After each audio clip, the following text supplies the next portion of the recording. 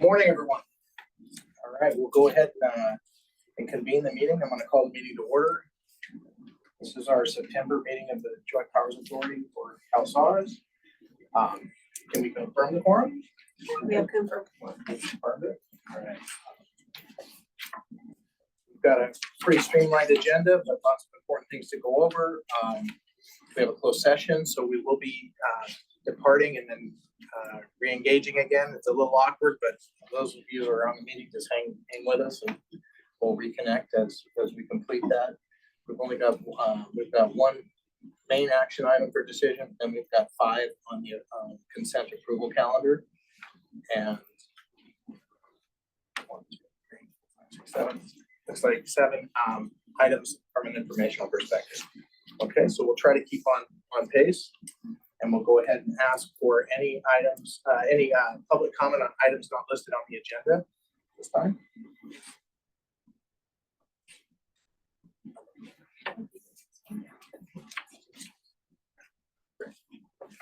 Okay.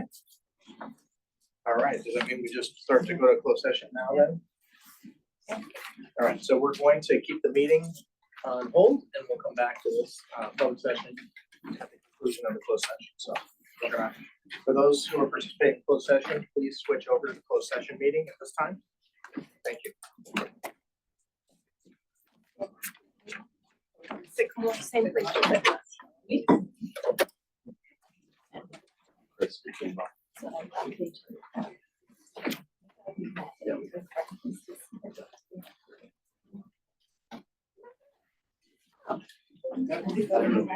Yes, sure.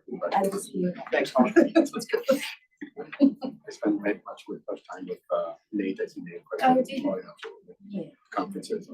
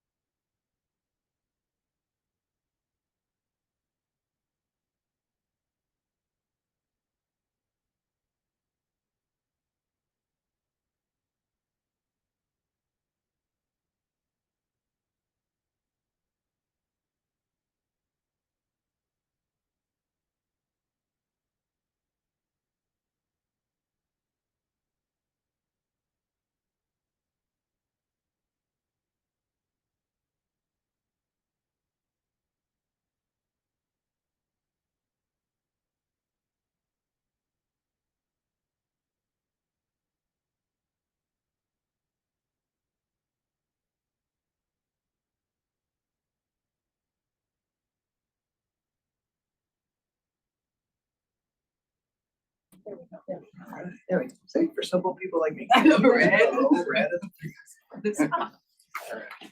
Our reconvening our open session. Just a report out from the closed session was information was received, no decision was taken. So we'll go ahead and we'll move into our public session. So that takes us to action items, which we have one action item here.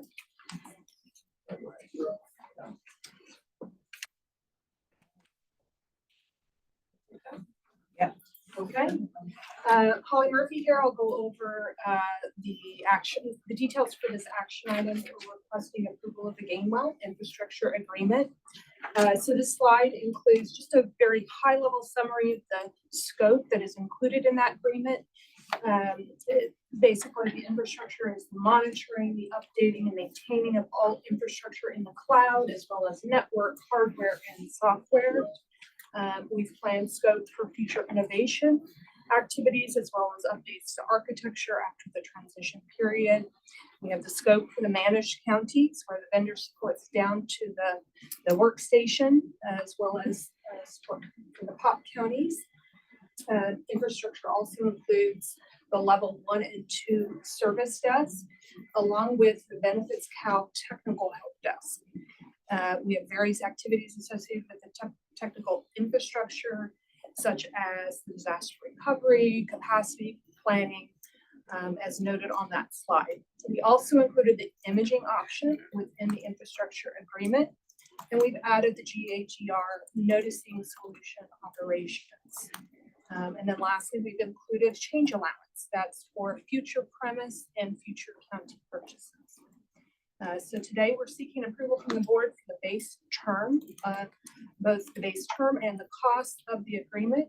The base term includes a 4-month transition period from October 1st to the end of January, and then Gainwell assumes that responsibility for infrastructure thereafter through the end of January 2031. That's a total term of 6 years, 4 months. And those are the dates noted in bold on the slide. For the costs, the total equates to $606.6 million. That includes $556.6 for the transition and services for that base term period, as well as the change allowances. The contract does include optional years for up to 4 additional years in 1-year increments. That is for future consideration. Optional years will be brought back to the board for approval in the future. And the costs are accounted for in both the current year and budget year of our project IAPU, and as well as current year for the JPA project budget. And so with that, Michael, I think we turn it to you for questions, comments, discussion. I did see in the chat that they said the audio is cutting in and out.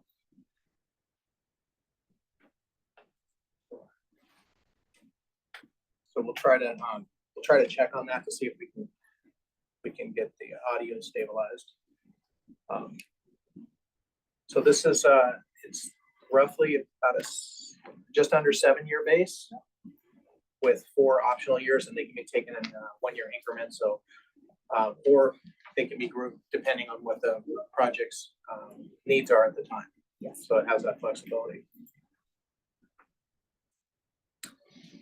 Any questions, any comments from our board members or our state partners on this item? I'm gonna wait a little extra.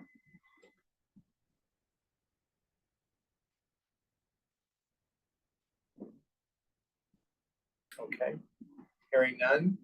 Any public comment?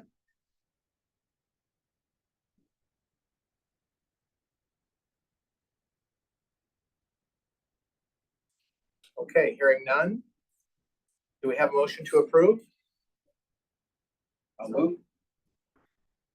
Great. Greg got it out quick. I'll second. quick. So we'll go with Greg on the motion to approve and Marla on the second. Sure. Becky, Emery, Yes, Did she drop off? Becky, are you on? I'm here. Can you hear me? Yes. Now we can. Okay, yes, I vote in favor. We just like to build suspense. Deb Martinez, Yes.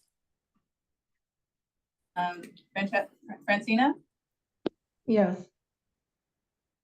James, Yes. Melissa, Approve. Kristen, Yes. Michael, Yes. Rogelio. Yes.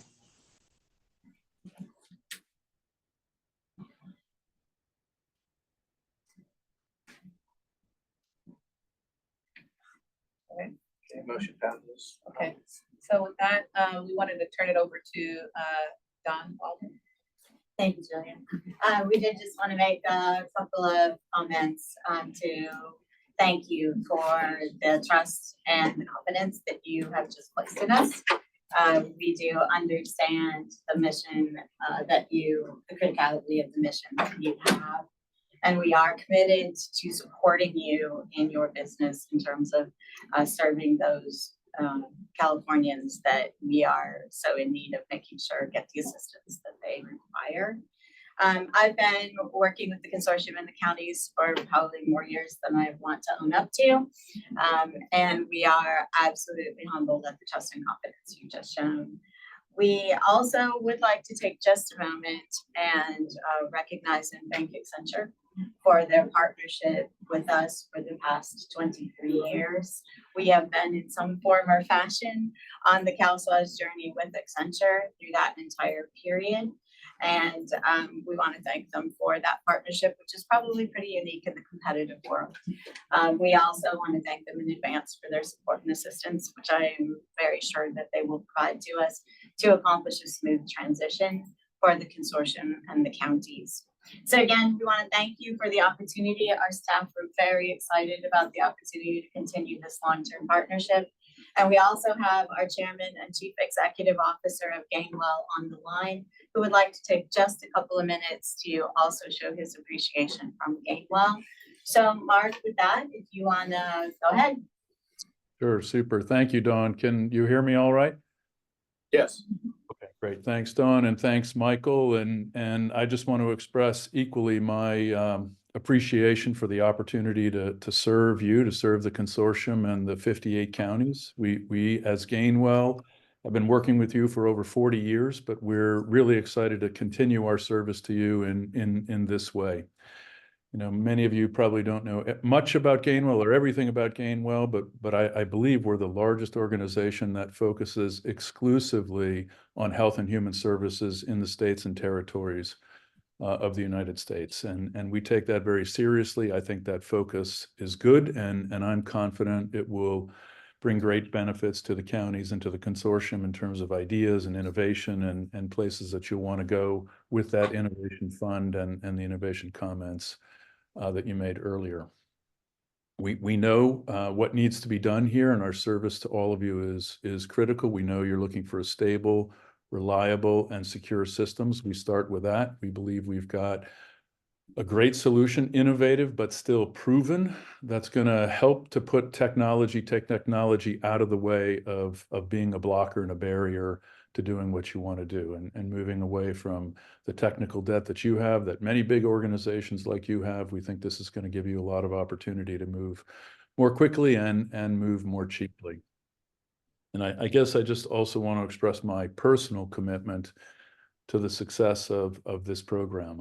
I spend a lot of time in Sacramento supporting our other work for the state of California, and have gotten to know the consortium leaders in the past. I spend time in California counties, and I've had the privilege and opportunity to get to know several of you county leaders, and I look forward to widening and deepening those relationships through this, and please count on me as being a personal leader at Gainwell. I am the accountable executive at Gainwell for all of our work in the state of California. The state collectively is one of our top 5 clients, and this is a very important project for the company of Gainwell and for me personally, and there'll be full support to Dawn and to Chris Van Black, our sector lead who lives in Sacramento, to make sure we bring all the resources of Gainwell when they're needed to make sure this is successful for you. And I guess I'll close, Julia, just by offering my personal support to you. I'll, at the appropriate time, look to meet you and make sure that I understand, in addition to my colleagues, where you're trying to lead this in the consortium, and offer my direct support, and you'll have quick access to make sure Gainwell is performing and doing what we said we're going to do for the state. It's one of our 5 key things. Is the 2 of them are we put our clients' interests first and we do what we say we're going to do. And I want to make sure you add me to the connect point of Gainwell people that you can reach out to quickly. Okay, with that, thank you very much. And I understand, Michael, I should hand it back over to you. Thank you, Mark. Well, CalSAWS couldn't be successful without our vendor partnerships, and I truly mean partnerships. I've appreciated them for many years, and we're gonna need each other going forward to be successful. So I'm glad to hear the commitments being made here, and we'll hold you to them. And so thank you very much, and we'll go ahead and move on to our next item. So next we have a few consent items that we need to approve. The first being the approval of the minutes and the action items from the August 16th, 2024 JPA Board of Directors meeting. The next one, Holly, do you want to cover the other approval items? Yeah, so we also have today on the calendar the privacy and security agreement with Department of Health Care Services. This is a required agreement through SSA requires these agreements to be put in place. And then our Accenture change notice 35 is also on the calendar for today. This includes administrative adjustments for WAN and operations. It does extend that monthly second cut database, which you might recall is for an additional environment that allows for accommodates additional a second timing for certain specific reports. The change notice also includes state fiscal year shifts and for county purchases. And overall, there is a net 0 cost impact to the contract. The 4 county purchases include Kern, Santa Clara, San Diego, and Santa Cruz. And the total of those combined is $305,926 would be utilized of the $35 million allocation for county purchases, leaving a balance of 13.7 for future county purchases. And the costs are accounted for in our IAPU as well as county funded and accounted for in the CalSAWS JPA project budget. We also have 2 work orders for Deloitte Portal Mobile Agreement, work order 15 and 16. Work order 15 includes a request to add the Get CalFresh, Benefits Get CalFresh parity scope. We were able to secure that funding to continue those activities. That work order, and then the other work order is 2 additional premise items, family reunification and CalFresh disaster application. And board approval of these 2 work orders will be $323,448 for future work. And just to back up a minute, the work order 15 is 3.1 million, and work order 16 is 158,843. All funding is accounted for in those. So over to you, Michael. Thank you, Holly. Quick question on the PSAs. So DHCS is the only PSA that we have at this time, and the CDSS is still pending. Is that correct? Yes. Do we have any ETA on when CDS we might be getting CDSSs? We haven't gotten any updated timeline. They will be simply Roughly. Any questions, comments from our state partners or our board members on any of these 5 items?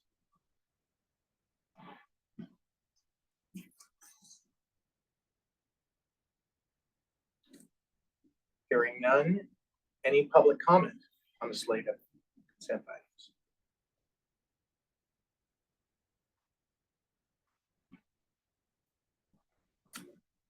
Hearing none, do we have a motion to approve the slate?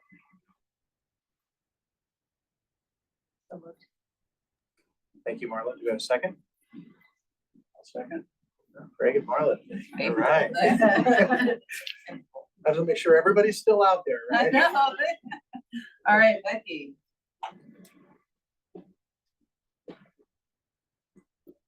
Yes, Becky, all right.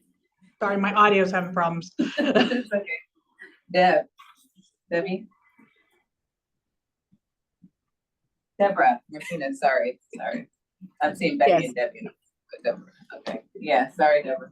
Okay. Fran? Yes. James? Yes, I approve.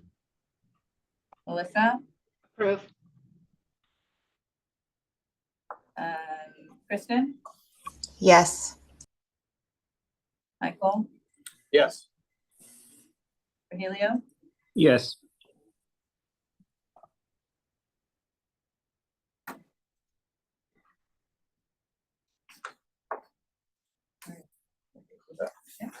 So consent items pass. That takes us on informational items. And I believe we have Kelso's reorganization coming up Yes. first. Yeah, well, we had an ask from the last JPA board meeting when we talked about adding the chief technology officer. If the board could see CalSA as the new organization. So we wanted to share this really briefly so that you could see kind of, what our future state would look like in terms of CalSA as the consortia staff. We mentioned last week that we are adding a chief technology officer, the chief technology officer being the one that will help with some of the strategic initiatives, pulling all the needs of the counties together so that we have a very clear, well-articulated roadmap on where we're going. They'll continue to work with the counties, with me, CWDA, and the state to provide those insights. And we also, our CTO, being selected based on having an innovation mindset and how we can incorporate that to bring best-in-class services to the health and human services space. The other two roles, so there's only two roles that are three boxes that you see there that in green. Those are the ones that are new. There's the CTO, which we already talked about. And then there's the communications and marketing. So the point of this role is so that we can that individual can provide oversight of external messaging to the counties and the public to bring consistent, relevant voice to all of our communication. They're going to be collaborating with the advocate community and making sure we have a unified voice and being responsive to some of those requests. Also including things like PRAs and things of that nature, and the coordination of that as well. That individual will also be helping design some of the strategies around our digital presence. So we talked about, even on the benefits account side, adoption, how are we really leveraging all these digital spaces to help bring awareness and adoption of these fantastic tools that we're bringing to the public. The role below that is the equity that manager. So bringing more of a outward facing, we have a strong DEI internally, but we really want to monitor and analyze the delivery of our services to identify and address any of the disparities in terms of access. This is where that will now be consolidated. This is a lot of work that CalSA has been doing, but we haven't had very clear buckets in terms of that being a focal point.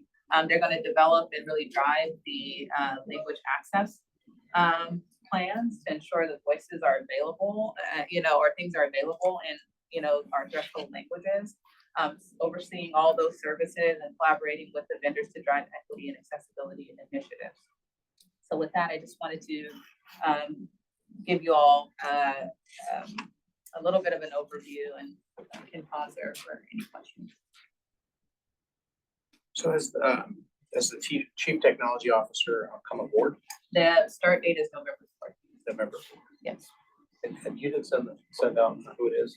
No, we want to wait till we get past all the clearances. Yeah. It's a good thing. Gotta put my county HR hat on. Yes, exactly. Yeah.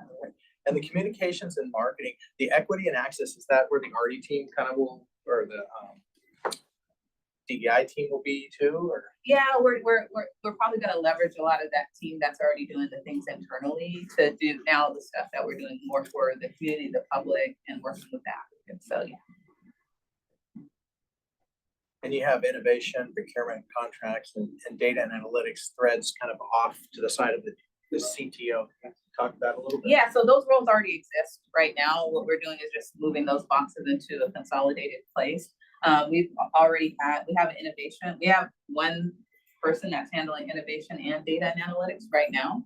But they're clear and clean boxes, right? So we wanted to pull them out, not in terms of like bodies, but more in terms of function. And so those have been under our tech ops.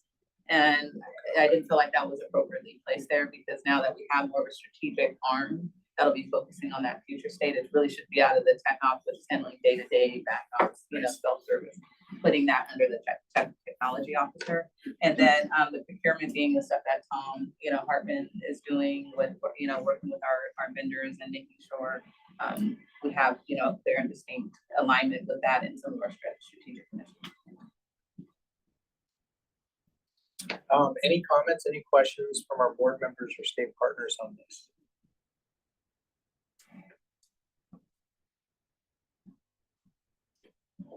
Any public comment? Okay, go ahead. I have a comment. Oh, we got a Sorry. comment. Is this Jen? Thanks, Michael. Yeah, it's me. You It's think I Jen. recognize the voice? Thanks. Thank I you. just Go ahead. wanted to say thank you for this update, and we're excited about the new space for equity and access, and having a space for the public to have a key person to talk to and be included in the scope of work that the staff is doing more specifically, I guess. And we're really grateful for all the work that's been done so far. So just wanted to say thanks for this update. Our pleasure. Appreciate that. Okay, well, we're evolving as an organization, and I can see some of that evolution on paper here, so good. All right, then we'll go ahead and move on to our next item. I believe that's our performance metrics. Yeah, Arnold. Good morning, everybody. My name is Arnold Malvey, Accenture Project Executive. I'll keep it short and sweet. System remains performant and scalable. Team has delivered another outstanding release with 2409. And overall, things are trending extremely well with quality and delivery. I'll turn it over to Ben and Scal. Thanks, Arnold. Much like with CalSods for the last quarter, our performance has maintained at 100%. So this is how the users experience interactions with Benefits Cal, and we've maintained 100% response rate for the last quarter, and also from the beginning of the time that we've actually gone live. All right, Sarah, you want to cover imaging? I sure will. This is Sarah with Highland. For our monthly uptime, the target each month is 99.9%. And as you can see, we did miss the target in July and August. Credits have been issued for both of those months. On July 11th at 7:30 p.m., users were unable to log into the system for 85 minutes when an unstable database cluster impacted the solution. And on August 9th, an issue on the Perceptive product side resulted in user sessions to time out for 61 minutes. We know it's important for county end users to be able to use the system, and fixes are in place to prevent these issues from occurring again in the future. And we are working on adding additional monitoring and dashboards to proactively prevent downtime in the future. For the other two criteria, for the monthly page views and database transactions, we're looking at a target of 90% each month. And as you can see, the average was well above that for both of those. That's what I have for Highland.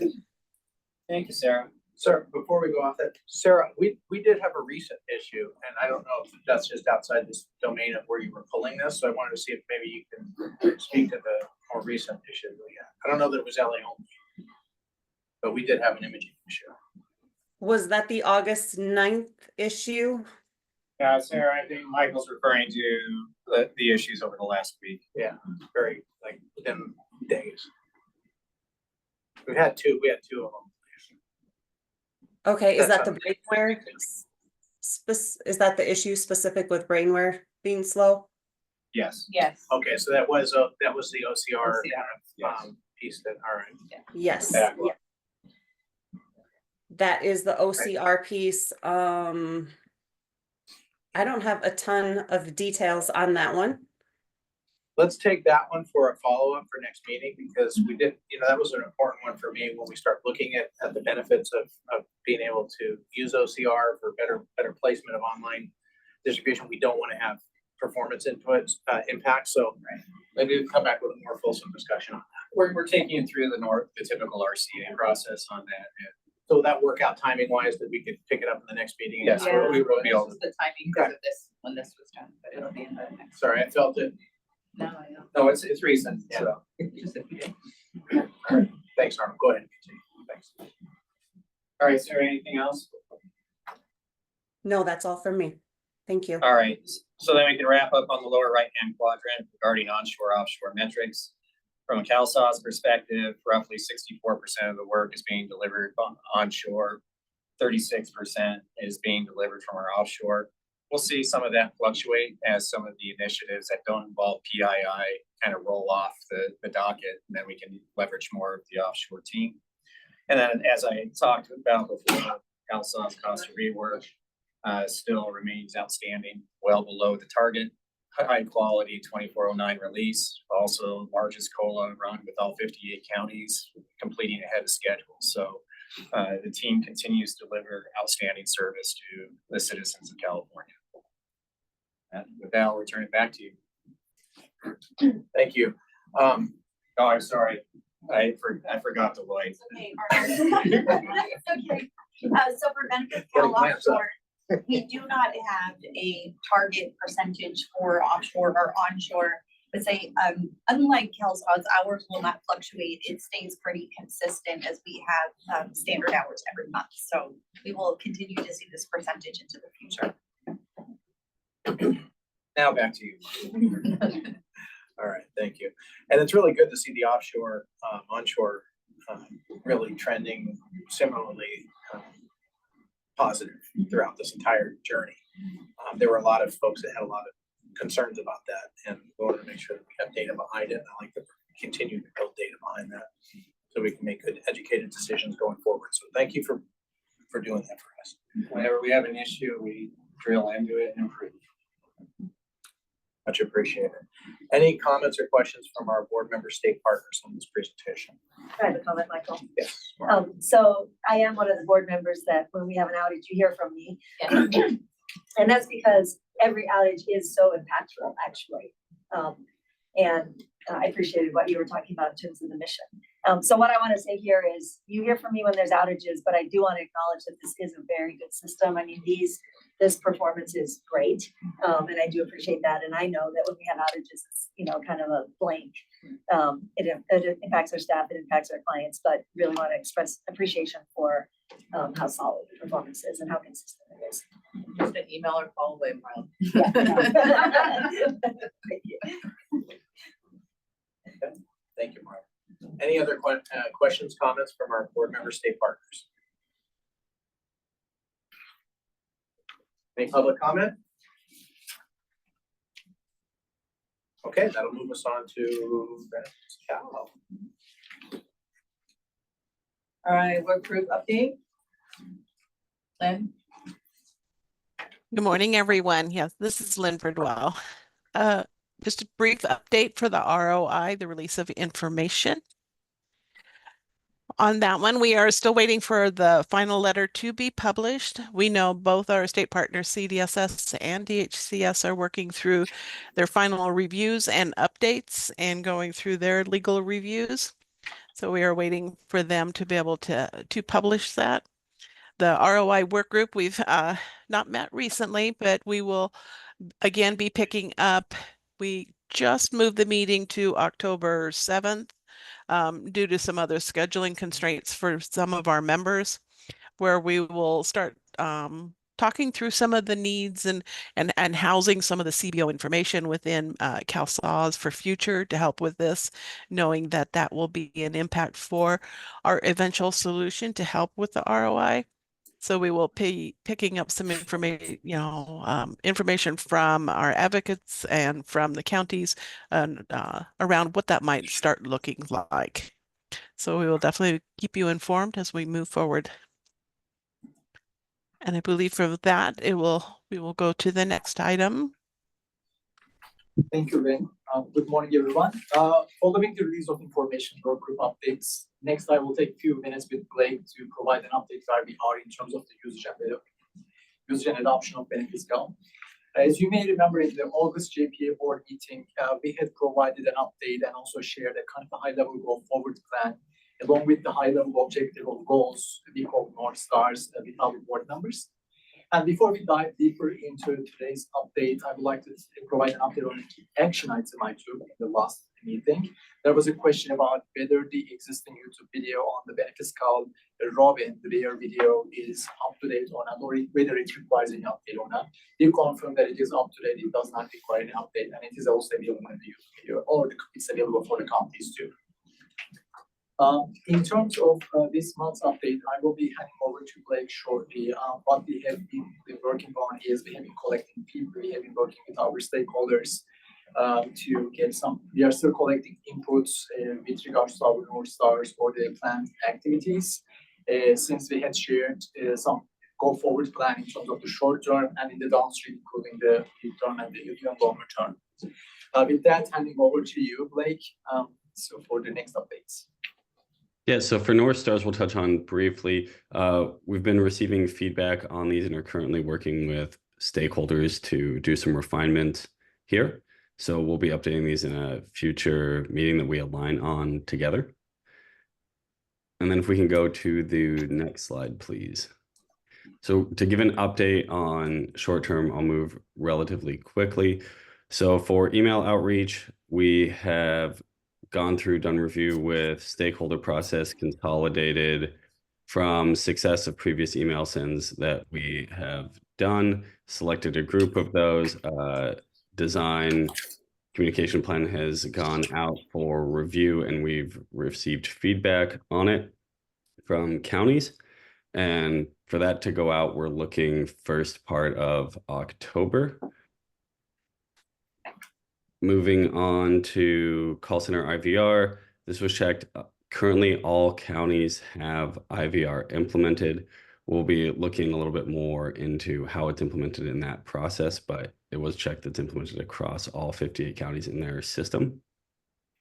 Existing county access channels, we are working on moving forward the 2023 informational items, which references back a few other pieces, as well as the video that owner referenced earlier and updates that are currently in progress on the trifold brochure that was sent there for some updates. That is looking for mid-October time range.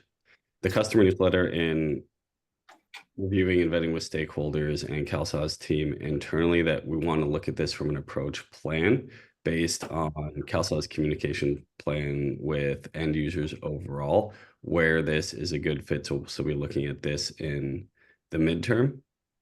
And we're currently working on most likely a quarterly release cycle for review and approval. So then we can do monthly post for organic social media, start gaining some traction there. Thank you, Blake. Then anything else you want to highlight or add in addition to what Blake covered? I do not have anything else to add. Thank you. Hey, owner, just maybe one thing on the IVR front. Well, yes, all the counties have something. There is disparity in the messages when we were sampling of some of the counties. So in some of the call tree structures, benefits cal is referenced later in the tree, and in some cases it's earlier in the tree. So if someone is waiting on hold, there may be an opportunity just to bring that up front. So we'll be doing an inventory of all of the county's messages to understand where in the process benefits cal is actually mentioned. So that's one. Two, there were differences also in some counties indicating what features were available on benefits cal versus others just referenced benefits cal. So some said you can report a change of address, you can check the status of your benefits. So We're gonna be inventorying all of that, and then we'll come back with some suggested text also, just so there might be some language that could be used within the counties. But that's the next step on the IVR piece, that we're gonna do that analysis. Thank you, Rachel. Michael, these were the last slides for the minutes. So,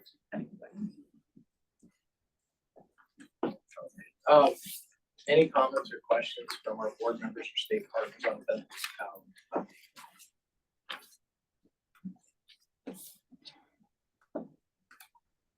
any public comment?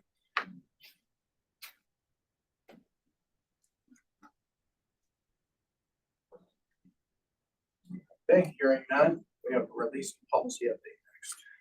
All right. Hello, everyone. It's Friday, right? It's Friday. As Arnold has mentioned, it's been a busy week. So we had our 5th major release of the year, our September release. I'm going to throw a lot of numbers at you right now. I love numbers. So we had close to 80 enhancements and training changes that went in the system, over 20,000 hours. 80 plus people testing this, from county staff to consortium to QA to Accenture staff. And the thing that I love about this release is the release calls lasted about 10 minutes. We had many counties participate. In addition to that, looking at all our metrics and dials, we saw 0 blip in terms of the level of ServiceNow tickets that we got in from users. So it's like the figure skaters, right? That like all look all smooth across the surface, but under the water, we're all like swimming like ducks. So huge team effort as always, and thanks for the collaboration. It was good to get this in, and we're moving forward. We never stop. So let's talk about the priority releases. So between last time we met and this time, we also put in 50 system enhancements through priority releases and release when ready. The main one we wanted to call attention to, and as Arnold said, the first time we've run a CalFresh, CalWorks poll, a map increase, IRT change for all 58 counties. And that's over 5 million people that we reran an eligibility determination for. So that is a huge accomplishment. First time for this COLA. It's our largest COLA that we run from a processing standpoint. And as Arnold said, it finished ahead of schedule. So that was great news there. As we head into October, we have a change here related to theft, electronic theft. This change is actually now on hold. We were implementing a change to put in a state-funded replacement. Just yesterday, the president signed a new bill that is extending the federal replacement of SNAP benefits, and it is now extended through December 20. So this change is rolled back. It was in system test. It is on hold because we may have to execute it again with our OTSI EBT partners in the December timeframe, depending on whether or not that bill is extended further. So in terms of, we did hear from CDSS yesterday, they're going to send an errata out to the counties. I think errata to 2462. I can't actually read that slide because I can't see past. I can't see it either. I think it says 2462. My screen went blue. Thank you, Dan. And we are also, we've notified the EBT coordinators, and we're sending out a CIT hopefully early next week, just to get the word out for everyone. So every county workers, eligibility workers, it's business as usual as it has been. This change is not going in, and we'll see what happens when December rolls around. So that's hot off the press. And starting next week, we will start system testing our 2411 release, last major release of the year.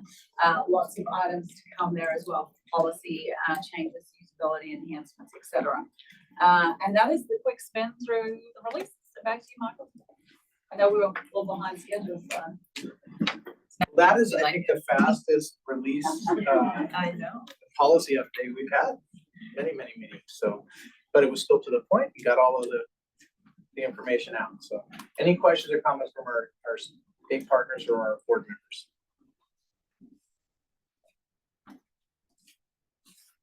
I don't have a escape. Oh, It was sorry, a- another update? No, I picked up the truth. I didn't. Public comment? And big ups to the COLA. That takes a lot of focus to make sure that those COLAs can be run and, yeah, and that's a direct customer impacting thing. And I'm glad you guys recognize that and put the resources behind making sure that we can keep scaling to meet that need. So thank you very much. We'll go ahead and move on to our next item, which I believe takes us into reports. Yes. Sean, you are up. Hello, can you guys hear me? Yes. All right, well, I think Lisa's gonna win for the Swift update award this time. That was pretty fast. Starting on this first slide, this is our monthly update since the last PSC or last JPA. What we can see here is that we were caught a bit in between releases since we did just have the baseline release. We slowed down a bit on deploying things during that window so that we can get the release out. We did release still 7 things, 1 SCR and 6 defects. And we pull out there on the right which reports and dashboards were impacted by that. A couple of things I do want to point out is we did have a defect go in that actually upgraded our architecture. What this will allow us to do when counties ask for reruns individually, this will allow us to do that much faster and much easier with much less effort. So it's a pretty big architecture upgrade for us to be able to put in and then make it easier for the counties to get whole when we have reporting issues. The other is one of the high priority dashboard updates where we made a series of kind of usability, new data points, and some new logic on selecting some dates there that the counties have been requesting. We do have a bunch still coming up. We have 9 SCRs and 19 defects, basically targeted to go in between now and the next baseline release. We also have our next set of functional design documents going in. That's 7 additional after our, I think it's 13 we've already delivered. And we have our next survey coming up in the mid to early fall that will give us our next look at where we stand with the counties. I am happy to report that everyone has taken great action. Our report reruns have dropped drastically. What we had seen in the last couple of JPAs is it was continuing to increase and more than doubled from July to August, but we've seen it drop off dramatically since then. And this was related most often to late files from the county. So kudos to everyone on making that update. If we can go to the next slide, one of the requests we had was to do some focus on the request from the counties to expand LA County only reports out to statewide. We had submitted a CRFI in July that we've been working through, and it closed on July 23rd. 44 of 57 counties, obviously LA didn't respond, so it's only out of 57, but we did get a very large response. If you see on the right there, we had a baseline of 88 total reports that were available to look at. I tried to break down the interest level. So if you see 1 to 9 counties, I'm correct. 1 to 9 counties were interested in 37 reports. So kind of small, not a lot of counties were necessarily interested in that high volume. But 10 to 19 counties were interested in 20 of the reports, and 20 or more counties were really interested in 11. There were 20 of the LA reports that no one showed interest in trying to look at. So we're going to start working these down in terms of the most common curiosity, the most interest. So we'll start with the 20 or more counties and focus on those 11 and continue to work through. If we go to the next slide, looking at those 20, I did want to bring a couple of things here. What we see predominantly is fiscal and management related. What we saw was a little bit concerning with some of the LA County usage. So if you look at the first one, like the month-end CalFresh EBT report, it's only been used 3 times in the last year in Los Angeles, yet we had 28 counties interested. So this is going to be one we're going to, a lot of these we're going to have to look at really hard and say, is it conceptually the need, or is it actually this report, and decide whether or not we should expand this or potentially develop something else that meets the need. And you can kind of see that through. There's a couple at the bottom that have really good usage that, barring any kind of major changes, would be quick to put in. Speaking of speed, let's go to the next slide. These are our next steps as we go through. Right now, we're in phase 1 where we're reviewing the responses. We're determining which reports to proceed with. Again, the consortium, Accenture, and QA have been meeting, and we're definitely focused on the most interesting ones first. We're then going to meet with the counties, go through the details of those reports, say, hey, here's the columns, here's the logic. How does this solve problems for you? Is there something we need to do? Based on that, we'll determine a level of income, or not a level of income, sorry, been working on that policy change, a level of effort. And then once we get that level of effort, that'll tell us kind of which way to go. If it's a very low level of effort, we're just going to take it, put the SCR together, get committee approval, and then push it through for the first available priority release. If it's a high level of effort, probably in the increment of several hundred to thousands, then we would want to have that prioritized by the committee and see where that lands within their existing priorities. And then as we iterate through this, we'll continue to implement changes as we go on. Again, we focus on the next available release. We don't restrict ourselves to baseline releases. We try to get them in as soon as possible. And with that, Michael, that's my update for reports this month.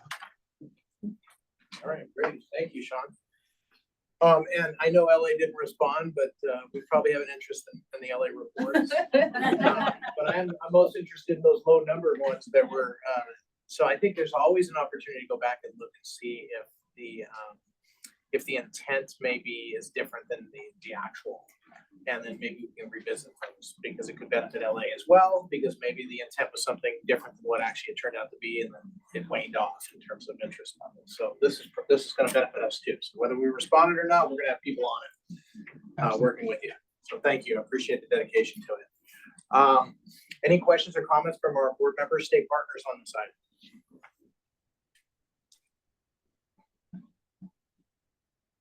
Any public comment? Okay, hearing none. I believe the next one up is the Fresno Gen AI update. Yep. Always an interesting one. Yep, Regina? Thanks. Yes. Hello, everyone. Happy Friday. So I'll be providing an update today on our Fresno Gen AI call summary assist metrics. So we've been live now since June 28th, so just about 3 months. And we've seen since go live that we've had 66,000 summaries generated using that technology. And I actually had to do a double take looking at my notes because I was like, there's no way this is right. But that's 43,000 more than the last time I presented on JPA in August. So quite a lot of activity that we're seeing there. We're still seeing that 100% of those summaries are generating within 60 seconds. And they're taking about 9 seconds on average from the call, when the call ends, to actually create the summaries. We're seeing that the average post-call wrap time and average handle time, that 16% and 13%, those numbers are also trending favorably. Previously, those were about 12% and 10%. So continuing to see reduced time for post-call wrap and handle time, which is excellent because that's the goal of this work, is to save time on those items. And we are also seeing that about 82% of the Gen AI content is unedited by the eligibility workers. So that's great that they're only having to change less than 20% of what Gen AI is summarizing from the call. So some eligibility worker feedback here in the bottom left. The Gen AI is doing a great job at organizing the flow of the phone call, makes my job easier. We love to hear that. Some suggestions are around words and names being recognized incorrectly. This is something we continue to tune and make sure that the tool is adjusting and improving on those things. And we had some ideas about improving the format. So I'll bring your attention to the bottom right-hand side. We did make some recent enhancements. We're continuing to, release changes on this tool every month or so to make sure we're improving it. We have a dictionary update with some of those acronyms and program terms, and including things like some specific cities and towns around Fresno County that are more common, so that the tool is picking those up correctly, and some format changes as well. So continuing to tune the tool and make some of those adjustments that we're hearing in the feedback and that we're seeing in the data, so that we can continue to improve this for Fresno County. So that's the update for today. Thank you. Regina, can I ask a quick question? And just for, the board's edification. So the worker has an option of whether or not they use that summary at all, right? So they can just bypass that, ignore it, and just do their own. Is that 82% including that, or is that only taking from those that are using? You don't have to answer this right now, but that would be good to know how many are just completely disregarding the summary and doing it themselves. Do we know? quickly? I think I get what you're asking at. You're saying, what are the folks that are using their own notes section that we have that's separate Yeah. from the summary? Right. I don't know that's, yeah, we can take that back maybe and figure out a maybe possible way to measure that. I mean, if what this 82% is measuring is if of the Gen AI summary, are they deleting the whole thing and rewriting it? That would mean that would be 0%, right? So we're saying that on average, 82% of that's being changed. It is possible that 1 or 2 folks are deleting the whole Gen AI summary and starting over. But that is what's being saved into the system. So we're seeing that mostly they're keeping that information, and they may be taking additional notes on the side, but this is what's actually getting saved into journal entries. Right, and so I just wanted to point that out, that that includes those who, some are saying like, I'd rather just, do the summary based on my own notes, but that includes, that 82% is including that group in terms of the actual journal entry, right? Correct, yeah. Yeah, okay, all right. And then I think one of the things we wanted to point out, Marla, because I know you've been asking about it in terms of that 82%, we're going to get more granular on what that 82% represents, or not 82, but the 18% in terms of the edits, because we've seen a lot of it being like names, and so I think as the team continues to tweak and add like program terms that were being misspelled or misrepresented from the summary, that it's getting better and closer to what's expected. So we'll continue to monitor that and figure out what's actually changing. I think it's great. I can't wait till it's available for all counties. I think it is really a great innovation. We are working with the labor local unions and Fresno too, and making sure they're staying in alignment on the. At our board meetings, of course, they're televised and we have live captioning. And I'm always shocked at how good that live captioning is, and that it's good with names and it's good with all different kinds of accents and that's a technology that seems to have gotten the name spelling and different words. I think it's sometimes like Eric or an Aaron. Is it ERIN or is it AARON? Those types of things where it's spelling it correctly, but it's just, unless you're looking at the case, you don't really know what the proper, spelling is. So yeah, I agree. Yes. Can AI look at the case? We don't want to. Yeah. Yeah. So I don't know if we want to go there. Yeah, and I'm curious how it handles our alphabet soup we have of acronyms. Yeah. I think that's what they're talking about here in terms of the acronyms. We're updating the dictionary. Yeah, there's custom dictionary updates that we're getting after doing the analysis of the flow that's occurring. So there's constant curation that's occurring with the prompts to further tune the solution. Yeah. So I remain excited about this. I just want to make sure that we're, staying in a place where we can actually keep building on this and not end up having something come up that sort of discards the value of the whole thing. So next, so Ella, I was gonna say, because Ella, I want to thank Fresno, because for being kind of that first adopter, but then also making itself available to other counties, including yours. Yeah. Michael, Yeah, you've been already putting them through the paces on that, because it's really important to add that amount of rigor to those unique and nuanced, scenarios for other counties. Yeah, because there's, we're not going to ever have a 100% accuracy standard, but the expectation of accuracy is much higher than it might be in a different setting. Right? So there's a lot of sensitivity around the accuracy level. And so the 82 makes me a little bit nervous that that's not near where we'll need to be to really have it getting fully adopted and accepted.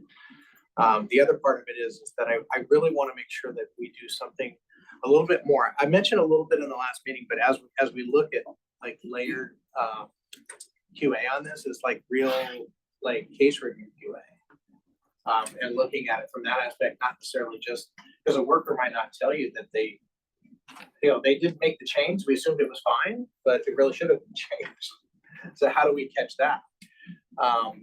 It's sort of the negative testing, and I think that could come out maybe in, because what we would do in LA is we would have our QA team. Right. We'd have them separately, independently looking at it and saying, oh yeah, these things right here didn't get caught in this. So that way we can enhance that the effectiveness, because right now we're relying strictly on only the input coming back or how the user are using it, which is fine. But I think we need to substantiate that, maybe even look at it from a QA perspective. Yeah. I see Kristen's hand and I see Deborah's, but I don't see the numbers. So I don't know which one went up first. So it was Kristen, because I was gonna go with Deborah because Kristen works with me, so I can't pick Kristen. But you guys said Kristen, so we're gonna go. I have a question that I should know the answer to on this. Is this is this only for those that are in a call center environment with like that full AWS? I call it like the full functionality, or can individuals who are maybe just using CalSAW's e-signature and making an outbound call through the systems, does this type of functionality also work there for any types of calls? Does that question make sense? Yeah, can it be standalone or does it have to be within the full contact center suite? And, yes, that's my question. Arnold? It has to be within the contact center suite because it's the integrated flow. So if it's done through the CalSAW's contact center, then the summary could help. We'll work on it. So that's how it's designed. Now, I think what Kristen was bringing up, and it might be what other counties start looking at too, is if you start using telephony in a slightly less robust way, but still using telephony like for call recording, outbound call type things, can you also get some of the benefits of things like this? And it's just the Legoing. We need to look at how these things can be a little bit more leverageable. AWS has multiple services around the AI. So this one is using contact lens which is part of the AWS Connect suite. Okay. But you can do Bedrock and other components outside of the AWS Connect and be able to build that out. Okay.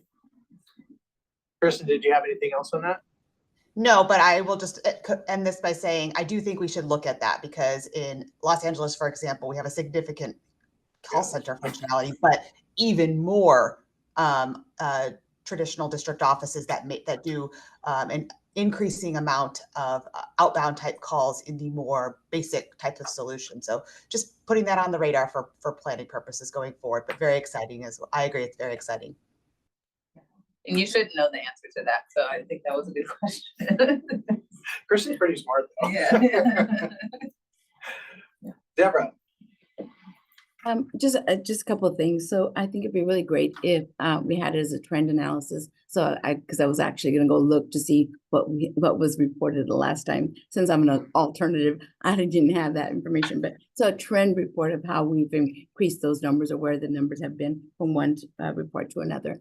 The dictionary that we're speaking of in terms of terms and formats of dates and information, totally get it. It would be great to know to what detail we should already be collecting information about our own dictionaries in our own counties that would help the system once we are hopefully implementing it outside of just the pilot in Fresno. You know what I'm saying? As to just how granular our information needs to be in terms of street names and things that are not going to be familiar to the system, right? So we could just prepare. In terms of the comments about the 82%, agree, obviously we would want it higher. The fact though, that we didn't have to type at all and you can actually just QC and change one or two words is a great service. And so it wouldn't diminish the tool in my mind, even if it only went to 90%, I would still say that does not measure the effectiveness of the tool. And then the only other thing I would say is in terms of labor, it's very important that this is a tool for staff. It is like going from paper to a PC. It doesn't replace the person, it enhances it, right? I think only when we start talking about QA, using AI to QA our workers, interpretation of what is correct or not correct on what those narratives said, that gets a little spookier for folks, right? I think just keeping it as what it is, the most useful for, in my mind, is a tool for staff. If my tools for my staff, if they've got it down, then everything else, QA and any other management aspect of it improves 1,000%. So thank you. I am excited, just cautious. Yeah, great feedback. Thank you. Anybody else have any comments or questions? I wanted to add something. Oftentimes when the workers are on a call, there's a number of actions that they take that aren't going to be captured by virtue of the conversation between them and the customer, both before and after the call. And I would imagine it necessitates still not so much an editing of the AI comment, but rather an additional one.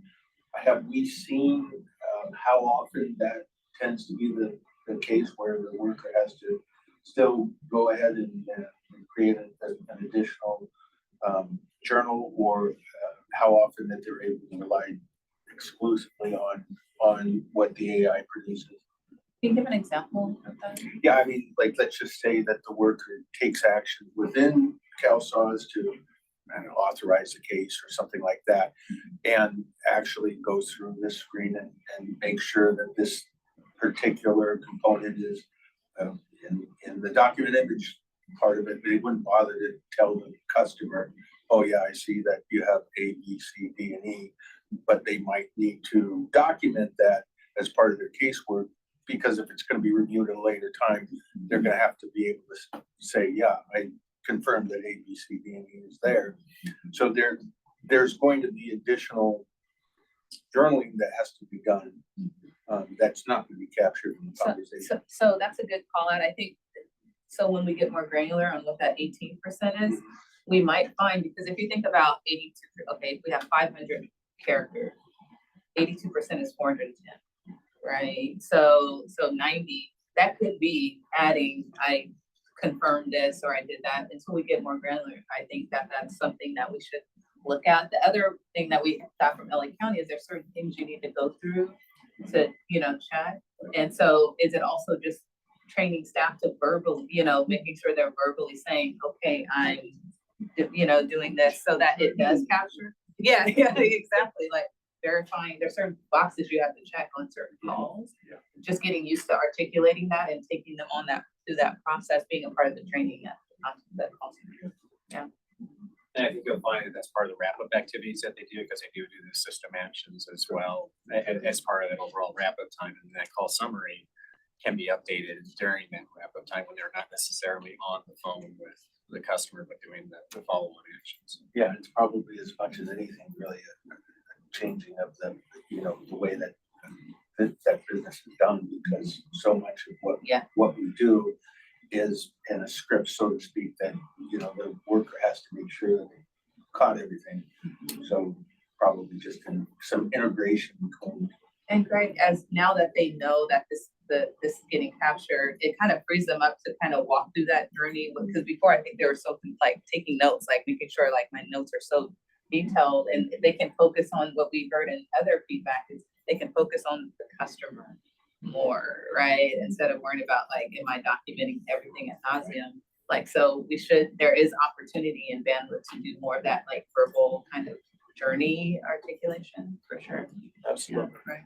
Yeah, and that's where the potential is, and that's why I keep wanting to push it, because I think of the worker, it has to be assistive. I don't want them to see this as a impediment to bring this robot. It keeps screwing this up, so I'm just gonna delete it all. So that's why driving that percentage up is gonna be really important. So to Deborah's point about data and trending, I mean, we live in the world of trends and looking at our trends going up, trend down, and they mean something. It's going to mean something in this space too, is are we plateauing at a point where we really have to look at something substantive to get us upward again? Because I haven't really been looking at it to see if it's been stuck around the 80 something mark, but it sounds like it has been in the 80s. So I don't know what is going to be that next thing kind of moves it forward, so we can get the accuracy up and really have a lot more leverage conversations with our labor partners about how well this thing is helping. And Fresno has been very pleased with the gains that they've gotten so far out of it, and the benefit to the workers that it has provided. So. Oh, absolutely. We're definitely in discussions with them. And I know their labor relations are probably a little different than ours. So I want that percentage as high as I can get it. That's why it's an assist. Yeah, well, I think so. There's two ways though, because if 82.6, we still see, this is why we still need human intervention. It's not replacing. Of course. Right. So I guess it depends on how we talk about what that 82% is, right? I mean, if you get to 100%. Yeah, I love that. Have to take any. I'll just do the thinking and talking. I tried to set the drive-through and it didn't work out. So That's they're what all we- different We're orders. doing a brain capture That's right. campaign. That's right. Oh, we're in the matrix, great. Yeah, that's right. Let me try to read my handwriting. Is the AI tool within AWS? Because I know as a county, we're starting to get a lot of vendors coming out and talking about, will you buy our AI? Microsoft has come out and done a massive problem. And so, like, I guess my question, and I'm so not an AI guy, I don't get it. I've hit that age where it's just different. So does it live outside, or is it something that you can use for your day-to-day, so you're not buying multiple AI suites from individual vendors and cross-contaminating and whatnot? Virginia, want to take that one? Yeah, I think just to reiterate, make sure I'm answering the correct question, you're trying to ask is if, when you're implementing something like this, like we're using, AWS technologies, can you use those same technologies for other applications? Not just call summaries? Yes? Yeah, or, and I don't want to try to sell Microsoft, but they've come in with this whole meeting suite that translates everything you've done. It does a room analysis on how people are feeling, which was really strange. And so like, Sentiment analysis. that's what it was, sentiment analysis. Yeah. Like, would counties need to have multiple AI platforms to be able to utilize one for CalSAWS? And I know you have to do like, your county names and street names and whatnot, and you have to have an extra one, or do you just tap in? Could you in the future just tap in AWS and say, hey, we're utilizing this one for all of what Sacramento County does? Yeah, I mean, it depends on the application, I think, that you're trying to address. I think we have a lot of, with the AWS contact lens that we're using right now in this technology, there's a lot of features that we're not using, like that sentiment analysis and some of those other features that you could turn on later. If Fresno or other counties in the future wanted to. But in terms of like using AI or a different application that's, not necessarily related to contact center, that would be, potentially a different tool or a different technology configuration. You have to figure out the architecture in that specific solution. So I don't know if, if you're using it, in the future for like a reporting, analysis, use case, that could be a totally different technical architecture. And at that point, you may evaluate and say, well, actually, whatever Microsoft's offering makes more sense, or, whatever other vendor. So it depends, I guess, like on the application that in the project specifically. But so AI, this term is getting thrown around, right? And so I don't think of it as like a thing, right? It's more of a tool, like set of on the spectrum of tools, right? And that those tools are available from every technology vendor and everything. So if you use Teams or Microsoft, yes, they have certain, they can pilot something related to that, but it's not like, there's no like AI thing, right? It's just the tools that we're turning on and off, that's compatible with what your current, technology stack looks like, right? I'm just trying to save money. Right, right, so it's gonna I know make where you're going, more I sense. know. Yeah, but it's not like, oh no, if you have Teams, and then it's like, oh no, we're going to use, this other tool. It depends on the use case. Okay. Right, does that make sense? No, Yeah. Thank you for that. Yeah. Thank you, Regina, for entertaining my non-technology. And this is sort of our first venture in CalSAWS in a true AI space, but we'll probably end up with where we have like, what's the AI roadmap for us? And having a real discussion about how it's helping in the traditional case management parts of the system, how it's helping in our call centers, which is what we already got a start on, where it's going to be helping in other areas, imaging and other kinds of things. Because I still want us to get it helping people who are trying to do it themselves, because they have no one to help them. We're going to need tools to be helping, because we don't have folks available to help them in those kind of capacities like online. All right, so I think there's a lot of potential here, but in the interest of time, we're going to have to kind of move to the next item, because there's 6 people's names on the next item, All right, we gotta which move makes me quick. nervous. But it's so exciting, we're gonna talk about risks. So public comment, that was all directors and state partners. So public comment on that last one? Not trying to rush you. Okay, hearing none, now we're moving on to the next item. All right, now we'll go into risks. And yes, there's 6 names, but we'll try and be swift with this. Anyway, from overall risk exposure, we are actually seeing an uptick in our risk exposure, and a lot of it has to do with the FSED project and the challenges with the integrated planning with that. We'll spend a little bit of time talking about that. We have a new risk that we've added to the register around that. So in the meantime, I'll still call upon my cast of characters and friends to help us out here. So start with risk 102 and Holly. Yeah, so this is just our ongoing risk. I mentioned earlier during the consent item that we did secure the funding for the California security items, which is an item that we were working through. Otherwise, we continue to monitor and coordinate with our state partners. All right, thank you, Holly. Peggy or Nicole, could you handle 203, please? Yes, good morning, everyone. So this is our risk that we continually monitor our project communications to make sure that we are evolving and providing the necessary information to our audience. And I think the biggest thing that we've done now is, we've completed our road shows, and now we are pivoting to continue doing sessions with the counties on areas that, they need a little more support in. And so we're calling those our CalSAWS Learning Exchange. And we have a calendar of topics that we are going to be providing sessions for with the counties and our project staff. So we did our first CalSAWS Learning Exchange last month. We did it on JIRA. This month we are targeting Disaster CalFresh, and that's happening the 22nd, 23rd, and 24th. More information is going to be coming out for October for those sessions for folks to attend. And we continue to put together our calendar for upcoming CalSAWS Learning Exchange ideas. We encourage the counties to work with their RMs to provide us any items that they are interested in hearing more about. So more to come on that, but so far so good. Over to you. Thank you, Peggy. Lynn, 246 and 290. Yes. For 246, a perceived gap on the functionality for the Get CalFresh, as Holly just mentioned. We did get the approval for the funding, and we have worked out a timing for the releases of the remaining items. And so we're working through those pieces and getting them started. We do anticipate some summaries and a little more information over the next couple of months so that everyone knows kind of like here's the items that was a call out as needing to be brought into alignment in some sense or into parity from what Get CalFresh has to how it works into Benefits Cal. So anticipate a little more information on that, but we definitely have a path moving forward to meet the sunset date.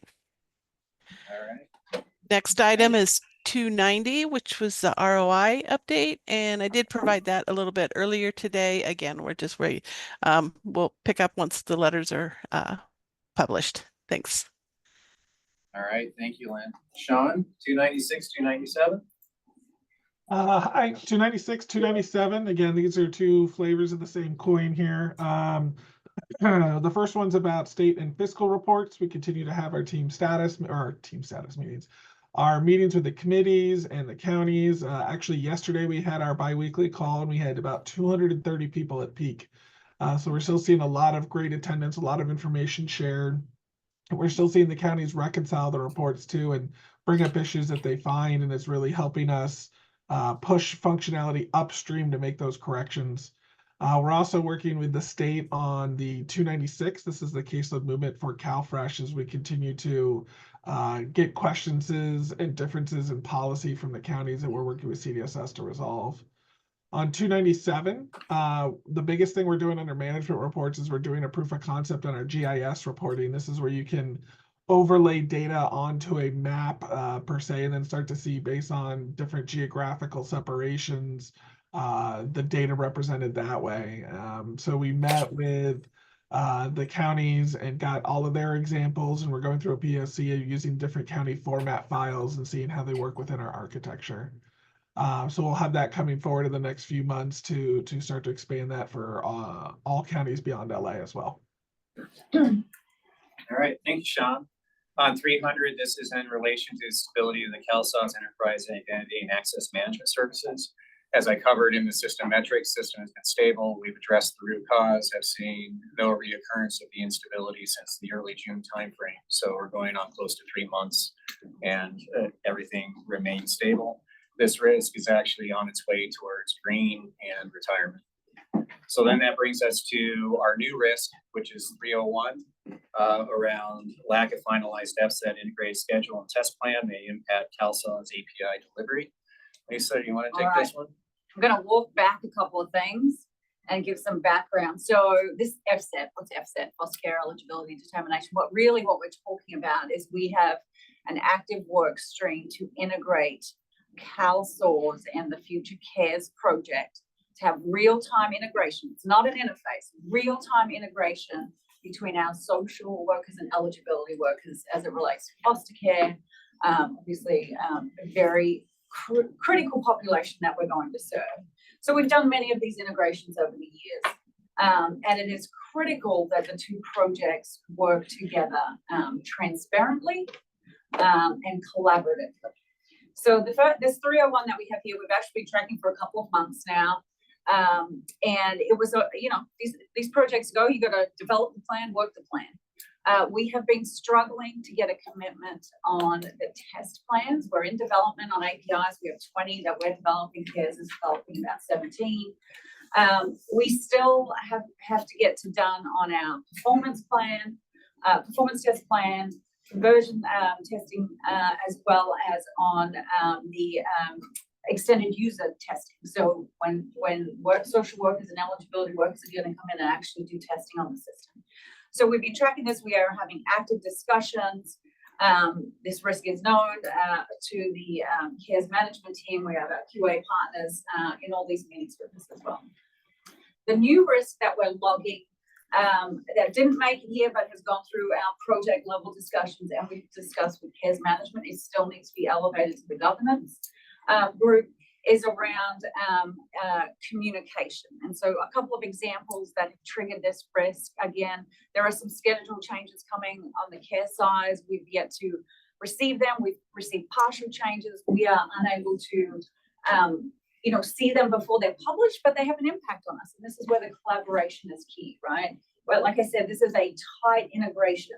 If something goes awry in the APIs, it's going to impact both the eligibility of social workers and ultimately foster, our kids that are in foster care. The second example that is key is just around communication. Like I said, it's opaque right now. We need transparency. We've gone through this years with all the various integrations that we've done. And it's just critical that we, are able to have those open and honest conversations. What triggered that is, when it's an API, you have joint specification. Everyone needs to code to the specification. We've had multiple instances lately where we've coded to it, we get to test, changes were made on the other side, not communicated to us. So that's a challenge when you're trying to, transmit data between systems. So we felt there was enough examples, and I can throw to Dan in a minute if he wants to weigh in, that this is something we need to address now. We've still got a long road to go. So these will start to get elevated. So I'll pause there. Yeah. We're at time, so we gotta. All right. Well, with that, we'll turn it back for any questions. All right, thank you. And yes, I know with CARES out there and everything, we've been kind of talking about this in the backdrop and now it's coming into the foreground. So it is going to need to be a real focus on this for us. So thank you guys for keeping that risk right in front of us. Any questions or comments for our state partners or our directors on that presentation? I have one comment about the data. This is for Sean. Really do like the GIS integration. And one of the layers, the layer that comes to my mind right away is the board districts. Gotta have that. I'm sure our staff has said that too, but just want to say that out loud. Oh, yeah. That'll save all the counties a lot of time trying to break that out. So much appreciated. Any other comments or questions from our board member state partners? Hearing none, I can go faster. Yeah, we're out of time. Hearing none. Any public comment? No? All right, great. Last item, I think it's Betty. Betty, are you on? Yes, I am. Yeah, because we already know that M&O kind of made that decision today. Could you just give a quick benefits count procurement update? Absolutely. So draw your eyes to item number 10. We did issue addendum 4 to the RFP last Tuesday. As a result, we've also shifted a few dates between items 11 and 17 and used some of our extra contingency period to allow those shifts without impacting our planned board approval or contract start dates. That's it. Thank you. All right, that was, you got the award for the swiftest update of the day. Thank you very much. Thank you. Okay, and before we adjourn, I would be remiss if I didn't say we did mention earlier on that we do have a changing of the guard on our infrastructure side of things to Gainwell. Accenture has been a partner of ours for multiple decades, more than 2 decades. I've worked with them almost, I think it's 2002 and 2003 was around the time frame when I started working with them. And I just want to thank Accenture for all these great years of service and tremendous responsiveness every time we had a challenge. You guys brought resources to the table to address the challenge, and that is the bar that you've set, and that's the bar that's held to all vendors that are going to be part of this project, is that we step up together every time. And I'm very proud of the working relationship we've had over the years with Accenture, and change is sometimes hard, but it is also ultimately inevitable. And so we'll work together, and I expect that we'll have just as much of dedication and professionalism all through the transitioning and in future work we do together as well. So I just want to thank you for everything you guys have done for us. Well, thank you. It's been a privilege working with the consortium and serving 15 million vulnerable citizens of the state of California. So you guys have played an extensive role in us being able to take 58 of the most diverse counties you'll find anywhere in the largest and most diverse state in the nation and put them all in one system and make that system perform. And that's the bar that we have to all uphold and meet. So thank you very much to that. And I did say public comment on the last one. Oh, okay. So I'm circling back awkwardly into, is there any public comment on the procurement update? Okay. Sorry about that awkward pause. We are adjourning the meeting. Next meeting is Friday, October 18th at 9:30 a.m. See you there. Thanks, guys. Meeting adjourned.